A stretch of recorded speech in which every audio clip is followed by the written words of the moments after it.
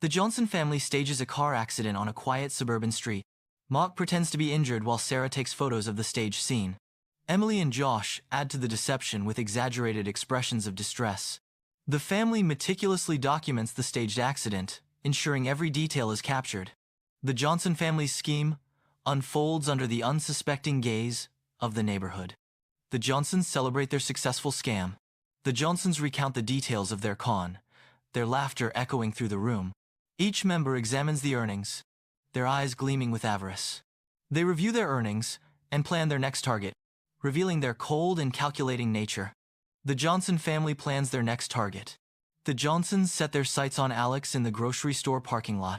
Sarah intentionally bumps into Alex's car, creating a minor fender bender. The fender bender is staged. The Johnsons initiate their plan. Alex remains unaware of the Johnsons' scheme. Alex exits his car, inspecting the damage. Sarah starts to fake pain, holding her neck and back. Mark arrives quickly, intensifying the atmosphere. Mark urges Alex to settle the issue promptly. The tension rises as the confrontation unfolds. Alex is in his office, deeply engrossed in researching the Johnsons. Alex uncovers a pattern of unsettling incidents. Alex suspects insurance fraud and decides to consult with a lawyer. Alex prepares to make a call, a determined look on his face. The office is filled with the day's bright light. Inside David's office, David emphasizes the importance of gathering evidence to Alex. David, Alex, the most important thing you can do right now is gather evidence. Document everything, every interaction, every transaction. Keep meticulous records. Alex. Okay, I understand. David. We need to build a solid case to expose the Johnson scam. We'll use the legal system to our advantage. We'll hit them where it hurts. Alex begins to write in her notepad, absorbing David's plan. Alex, under David's direction, discreetly records the Johnsons engaging in physical activities. The footage captures the Johnsons' daily routines, revealing their physical capabilities. The surreptitious recordings are intended to serve as evidence against the Johnsons. Footage and documented fraudulent claims are compiled, strengthening the case against the Johnsons. Alex and David gather substantial evidence of the Johnsons' fraudulent activities. The trial commences in a packed courtroom.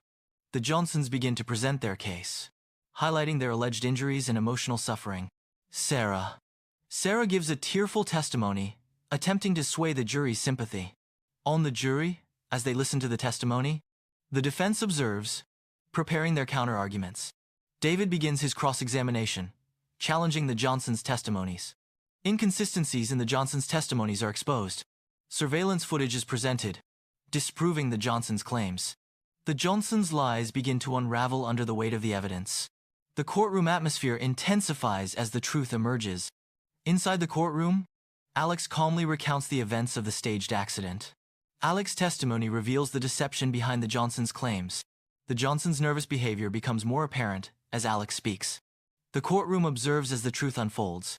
Alex's calm demeanor contrasts sharply with the Johnsons' increasing anxiety.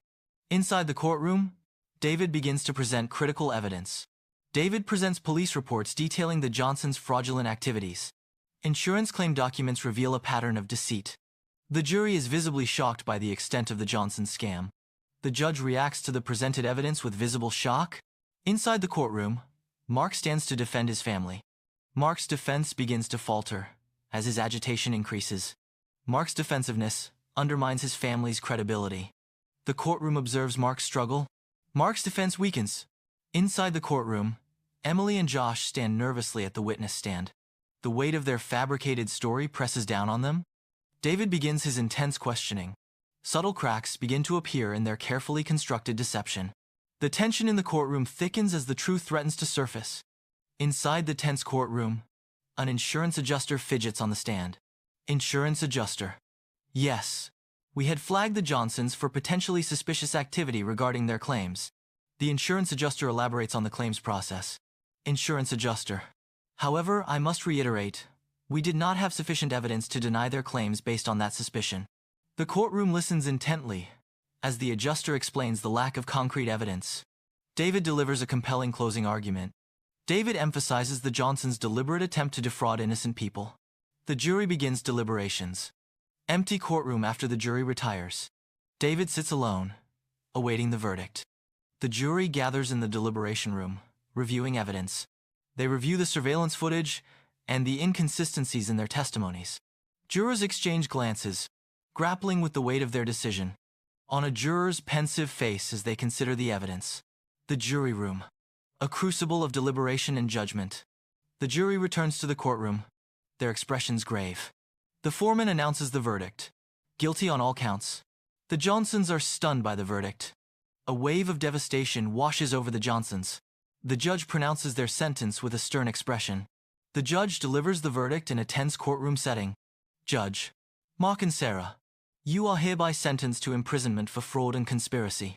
Mark and Sarah react to the severe sentencing. Judge. Emily and Josh will receive lighter sentences, ordered to perform community service. Emily and Josh show relief upon hearing their reduced sentences. Mark and Sarah are processed into the stark environment of the prison. The heavy steel doors clang shut, symbolizing the finality of their situation. Guards bark orders, their voices sharp and unforgiving. The harsh lights reveal the grim reality of their consequences. Their family, once a source of support, is now fractured. Alex pauses, contemplating the events with a thoughtful expression. A wave of justice washes over Alex, mingled with a profound sense of relief. Alex realizes the importance of standing up against fraud and protecting oneself from scams. Alex internalizes the lesson learned, the paramount importance of vigilance against fraud, the necessity of self-protection against scams. Sunlight fills David's office as Alex expresses gratitude. Alex. Thank you, David, for your help and expertise. I really appreciate it. David? It's my pleasure, Alex. Remember, reporting fraudulent activities is crucial to prevent future scams. A on David's hands as he gestures, emphasizing the importance of reporting. Alex nods in understanding, solidifying the importance of David's message. The Johnsons' former house stands empty, now for sale. A symbol of the Johnson family's downfall and the consequences of their actions. The house's windows are dark and lifeless, reflecting the emptiness within. Overgrown weeds begin to encroach on the once pristine garden. The desolate scene serves as a stark reminder of justice served. The courtroom transitions into a flashback, revealing the Johnsons. The Johnsons target Mr. Henderson with false promises of investment opportunities. Mr. Henderson, swayed by their charm, signs a document.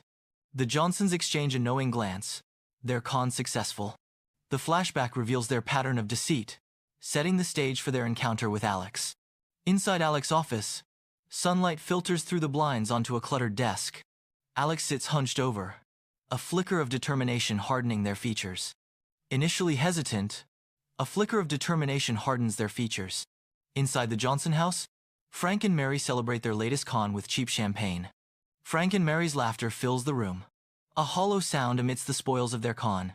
Stacks of cash and gaudy trinkets litter the table, evidence of Frank and Mary's deceit. Frank and Mary bask in their success, oblivious to the darkness that surrounds them. The scene fades, leaving behind a lingering sense of unease and moral decay. The courtroom is bustling with reporters and flashing cameras, capturing the unfolding proceedings. News reports about the Johnsons' case play on a television screen in the courtroom. The broadcast emphasizes the importance of vigilance against insurance fraud.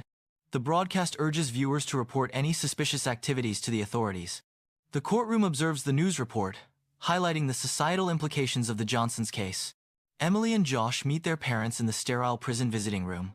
Emily, I don't even know what to say anymore. Josh, this isn't how it was supposed to be. Their parents reflect a mixture of guilt and defiance. The thick pane of glass symbolizes the emotional chasm between them. Inside the prison cell, Mark and Sarah sit on their bunks, lost in thought. They reflect on their choices, the path that led them here. The realization dawns on them, the devastating impact their decisions have had, not just on themselves, but on their family, their lives, everything they once held dear. The weight of their actions hangs heavy in the air. David listens intently on the phone, a look of concern on his face. David, into phone. Yes, I understand. They did the same thing to you? David, I'm so sorry to hear that. No, you're not alone. We're going to stop them. On a typical suburban street, an undercurrent of unease is palpable. Homeowners watch cars pass with a wary eye. A delivery driver shows hesitation before leaving a package. The air is thick with a newfound caution. A collective awareness of potential deceit permeates the community. A series of fraud cases similar to the Johnsons are being prosecuted, signifying widespread impact. News broadcasts detail the outcomes of fraud cases, emphasizing the Johnsons' case as a catalyst. Victims of fraud receive restitution, symbolizing the restoration of justice. Legal professionals work diligently, inspired by the commitment to justice. The montage conveys the enduring impact of the Johnsons' case on the legal system. Sunlight floods Alex's office, highlighting the stacks of paper and overflowing bookshelves. Alex sits at their desk, a warm smile on their face as they read thank you notes. The thank you notes express gratitude for Alex's story, which inspired them to stand up against injustice. A sense of accomplishment and quiet satisfaction fills the air.